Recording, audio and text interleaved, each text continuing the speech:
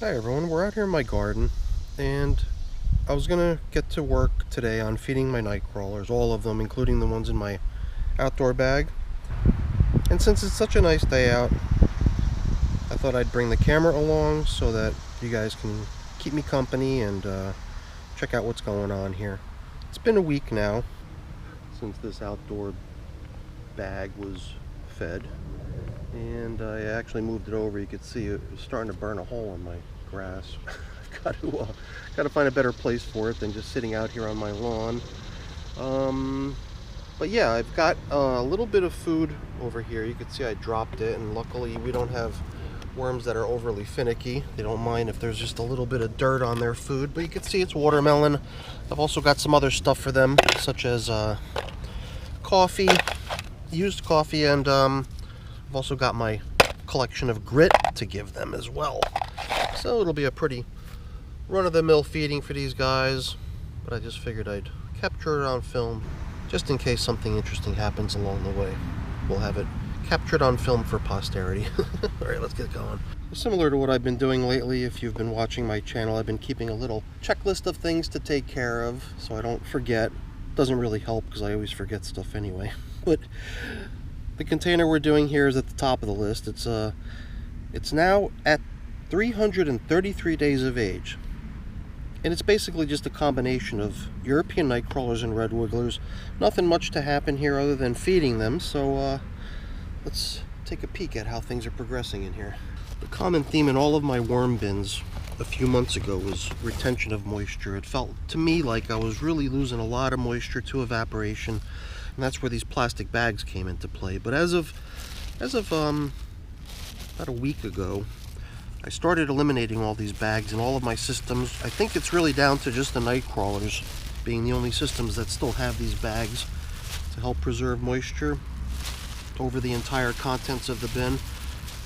So we're gonna try to make a judgment call as to whether they're still needed or not. Now that it's summertime and we've got a lot more humidity, the chance of the moisture within the bin being lost to evaporation is a little bit less than in the very dry months of winter. You can see it looks pretty nice here. There's fresh castings scattered around the top surface. Last week they received a handful of various types of fruits and veggies, of which there may or may not be any leftovers. And then going back a little further, I believe I had counted all these leaves you see in here as a feeding. And we're already down to the pumpkin stem, which is kind of a hard composting item. It's basically wood almost, I guess. And there's worms hanging out on it. There's interest, but it's not going to disappear overnight. So this is kind of like always kept somewhere near the feeding zone to help keep attention going at it. But we're certainly not holding our breath to see that get broken down anytime soon. This is a banana stem. So besides that pumpkin stem and this banana stem, I'm not really seeing any signs of last week's feeding, unless this is maybe a piece of a mango shell, hardly anything left of it. We've just opened up a little bit of a hole here that we could drop our feeding for this week into, and it seems like it's just in time because what we gave them last week for the most part I think is gone. So let's grab the melon and drop it into the hole. Good stuff. I don't expect this to last very long. This is just one of those sort of worm foods that you know is going to get gobbled up 1, 2, 3. And it's not a lot either. It's not much of a feeding. That's just a pinch of crushed eggshells. Serve as grit for the worms to aid in their digestion. And then another thing that we're always looking to get rid of is the used coffee. So I think we could be pretty generous with this. Since they got so little melon, let's give them a little extra coffee this time. I guess the other thing I was kind of curious to see in here was whether or not we're going to start observing any fly maggots, which sounds kind of gross when you think about it, but the types of flies that I'm thinking about are actually a beneficial type of a clean, sterile fly, I think, or whatever it's considered as. It's the black soldier fly that I'm talking about, which I've definitely seen occupying my outdoor bins. in the past, and I did actually see a black soldier fly in this bin not too long ago, hopefully looking for a place to lay its eggs.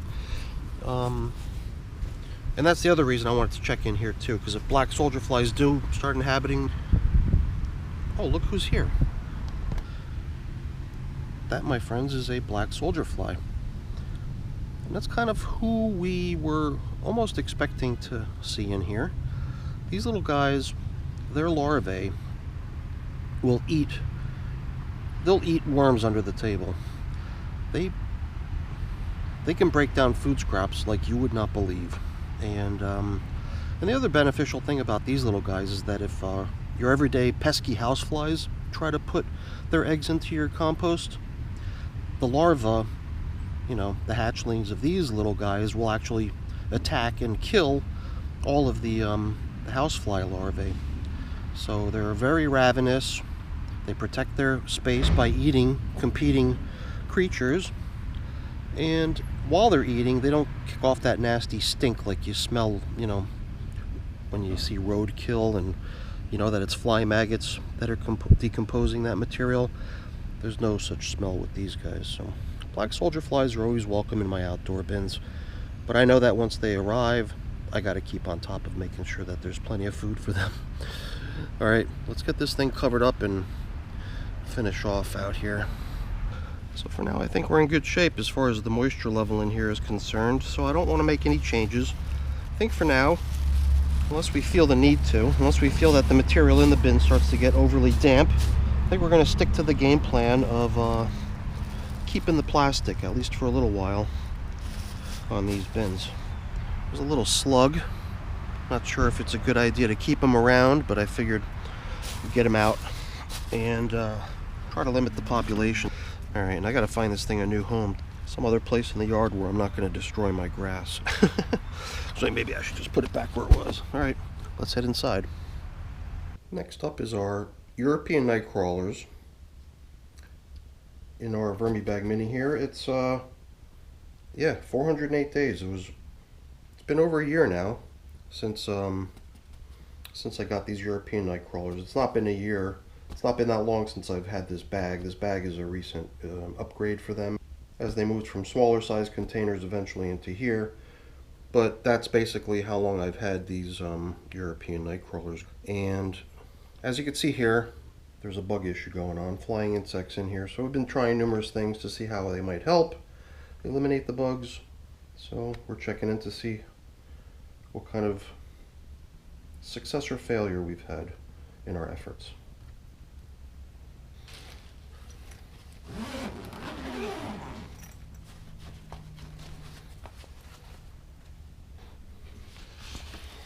The bug issue you saw a few signs of already. It was the flying insects cruising around. And here's another one. Looks like he's fallen into the diatomaceous earth that I put down here.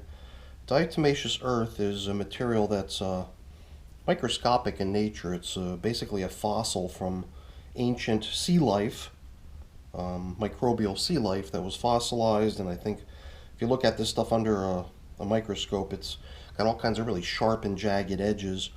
And if you've got a little tiny creature the size of an insect, it gets between the tiny little armor plating parts of their body and creates friction and allows for moisture loss. I guess the equivalent of them bleeding out. Kind of a gruesome way to go, but that's the main purpose of this stuff. And since it's completely natural, there's no harm in it being in your worm bin. Last time too, in this little thick pile, we saw a fair number of flying insect corpses, and as I look around I could see some of them look like they're already partially buried somehow with other activity happening nearby covering it up and other stuff. There's ones that look like they've perished pretty recently because they're just resting right on top of the surface, so it does seem like the stuff is kind of working, but it's not 100%. There's still bugs cruising around here, so I don't know if over time it would eventually be 100% successful in knocking out these insects. But for now, since it is seeming to work a little bit, I'm going to stick to it and hopefully we'll see better results as time goes on. Once again, we're seeing the plastic covering here, which served the purpose of preserving the moisture in the bin, because if you didn't have it here, it would evaporate. And since this is a fabric bag, it also tends to lose moisture through that to a certain degree as well. So I've done my best to try to combat moisture loss due to evaporation. I think I've arrived at a pretty good balance point that works for dry winter months. But now that we're in the summer months and the air is a lot more humid and less likely to draw moisture out of materials, I'm not seeing quite as much moisture loss as I was seeing a few months ago. And while the plastic might be useful in some places, it might actually lead to over dampness in other cases. So I'm carefully examining every place where it's in use to see if it's not going to lead to over dampness. But if it's still serving a good beneficial purpose, I'll keep it. Here we had a couple old pieces of cardboard that, at least as of last week, were still one piece until it tore down the middle along the fold. And some of this stuff is really tattered. I mean, it's getting gobbled up. So kind of cool to observe something that was a fairly intact piece of cardboard not too long ago getting destroyed by the worms. This was fed the same time as the bin that we just took care of outside a week ago, with similar food items. So I guess we'll probably expect to see a sort of a similar result. Yeah, some of our kind of experimental test objects are mango seeds. This mango seed is puffing up nicely. And there's this really cool fibrous material that results when this thick outer husk of the seed starts to break down. And I would imagine that really fine fiber is what a lot of these worms are after and feeding on. There we go. It's just a little bit of rummaging around and I was able to find those two halves of the mango seed that got hacked off the two sides, leaving just this middle portion without the two ends of it, allowing for easy access into the inside. But you can see how nicely this thing's coming along. Worms inside and out, feeding away at it, breaking it down. So it's kind of nice to see a mango seed that's actually getting broken down as opposed to just sitting in the bin. And on the flip side, another mango seed, which is still very recognizable as a mango seed by its shape. This thing's very old. I mean, this thing was put into the bins like 6 months ago as food, and it had gotten so deep down into the bin that I totally lost track of it, and I fished it out a week or two ago, and what we did was we took my pocket knife and bored a few holes into the side of it, just so that there's some way for the worms to infiltrate the husk of it and get into the inside of it. Not only just the worms, but also the microscopic life forms that are going to help break the material down too. So we're going to be able to now see, hopefully, this thing break down eventually as the holes that I created get infiltrated, but probably not nearly as quickly as one that was cut open like this. So just interesting to watch, little test items in my bin. Now, if you've missed any of my recent updates on this bin, you're probably questioning why it is that I've dug so deep down into the bin when for the past months, a few months at least, we've been committed to not digging down into this material. It's because the digging deep is actually one of the prongs of my strategy, one of the facets of my strategy to try to reduce the bug situation here.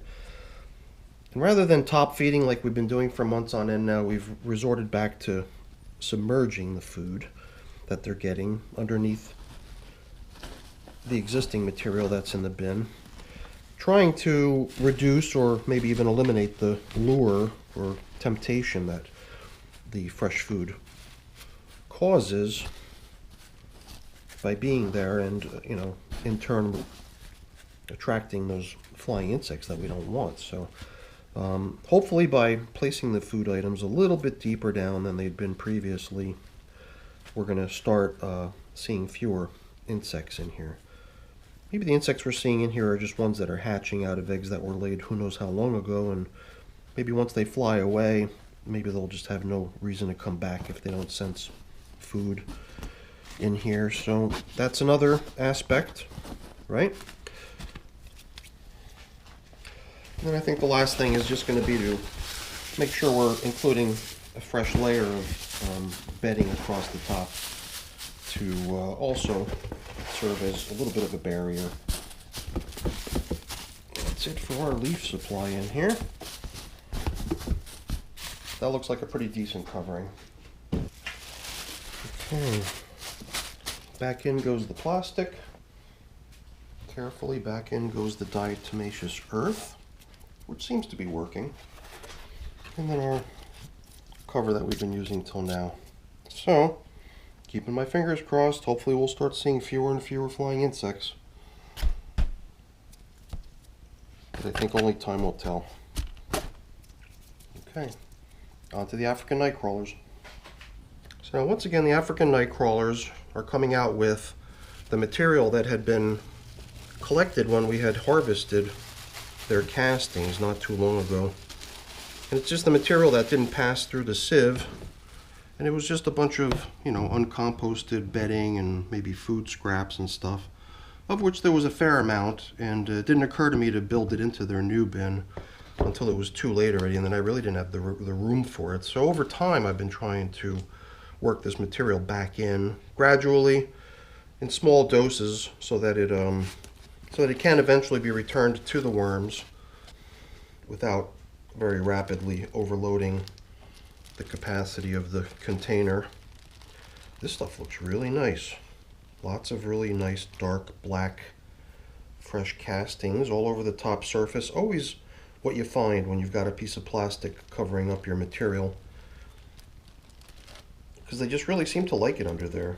Any moisture that would normally be just escaping to the atmosphere gets caught by the plastic and collects there. The worms just come up for a nice little sip, take advantage of it, and while they're there, they're just doing their thing, cruising around and leaving castings behind. Let's get a little closer in here to see what's happening.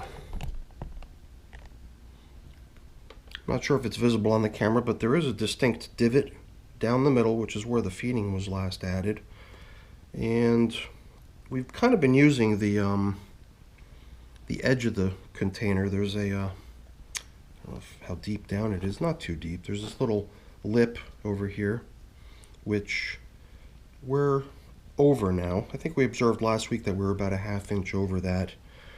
And it just shows that we're gradually filling up our little tub here. And it is kind of a small tub. It's just a temporary place for these little guys. The African nightcrawlers got a pretty good size feeding from what I remember last week, and just by looking at how much leftover watermelon we have, looks like we're going to be giving them a pretty generous feeding again this week. But I got a feeling that that watermelon's going to get gobbled up very, very quickly. So we're going to see a nice divot in here again after they clear that out in a couple days. These corn cobs are really getting whittled down, and just hardly any pressure, and I'm cracking it, which is exactly where we want it to go, you know. But I like to try to keep them intact if possible, so even though I cracked it, I'm not going to break it. Let's see if I can just keep that intact for a little while longer, because there's another one in here as well. This one also had chunks of it broken off, I think. But look how small they are. They're just getting broken down nicely over time.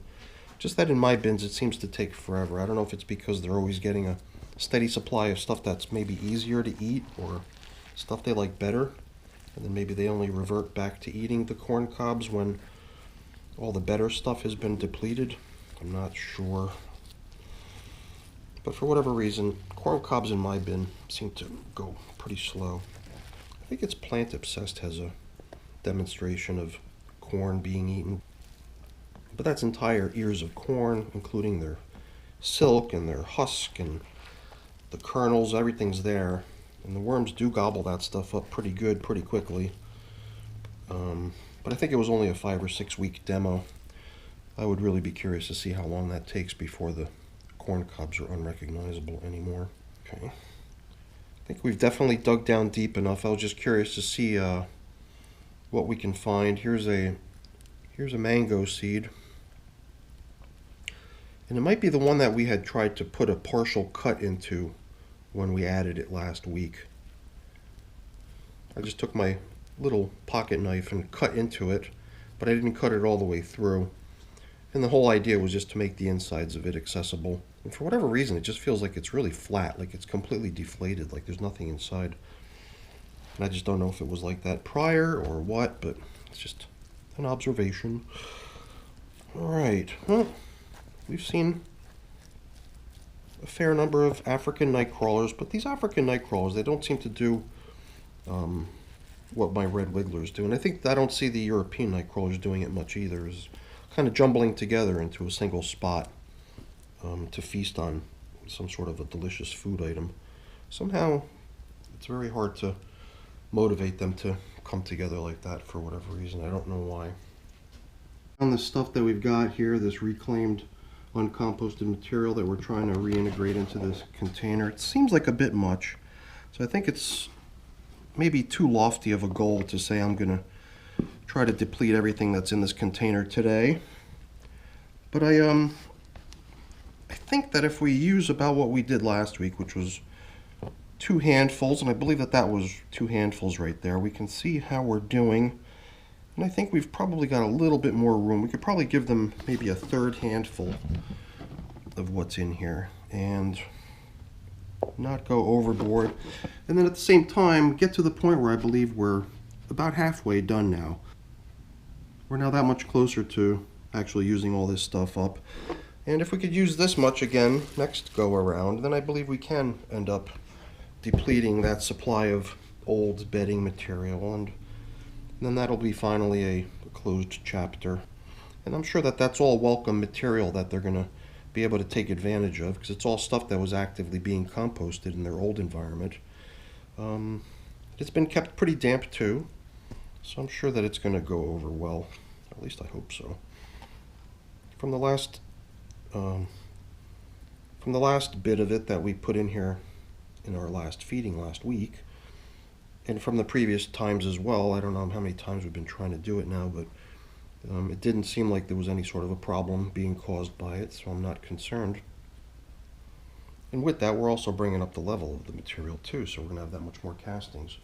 So let's give them the last of what we got here as far as watermelon's concerned.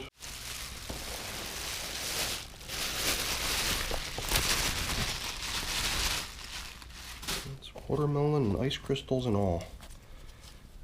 Okay.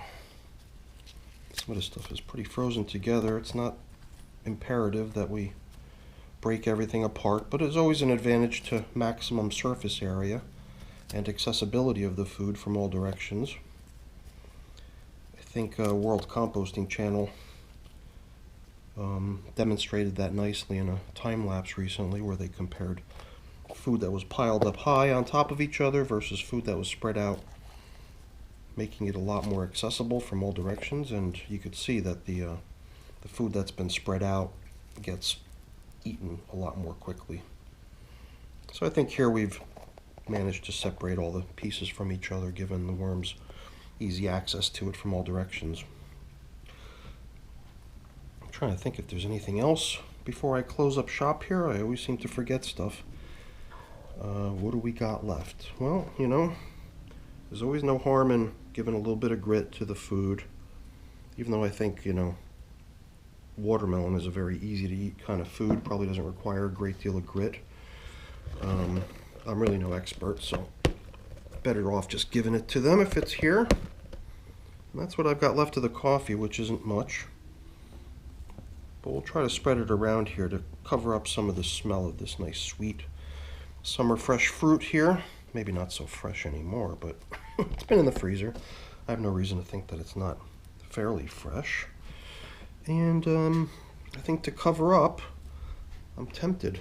Do we use maybe one more handful of this stuff? Yeah, what the heck, let's go for it.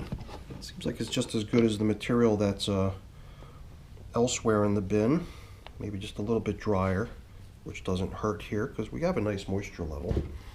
And then maybe we could start bringing back some of this stuff that we pushed aside. Alrighty. I think we're gonna indicate to ourselves where the feeding zone was with one of our traditional feeding zone indicators, used coffee filter.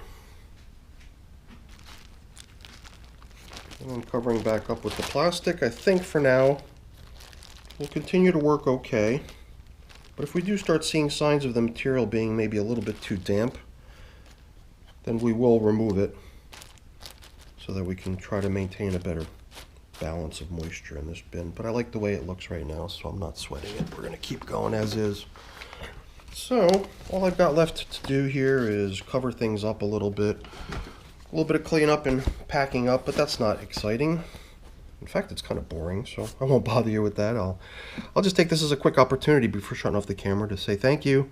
Thank you so much for watching. I really appreciate your company. And I also really enjoy reading all your comments down below. So if you have any questions or any comments about what I'm doing here, or any good ideas, I'm always listening. Please enter them below and I'll do my best to respond. And don't forget to give me a quick thumbs up. That's always really appreciated. And also consider subscribing to the channel as well. That's really appreciated too. All right, everyone. Have a great day. Bye now.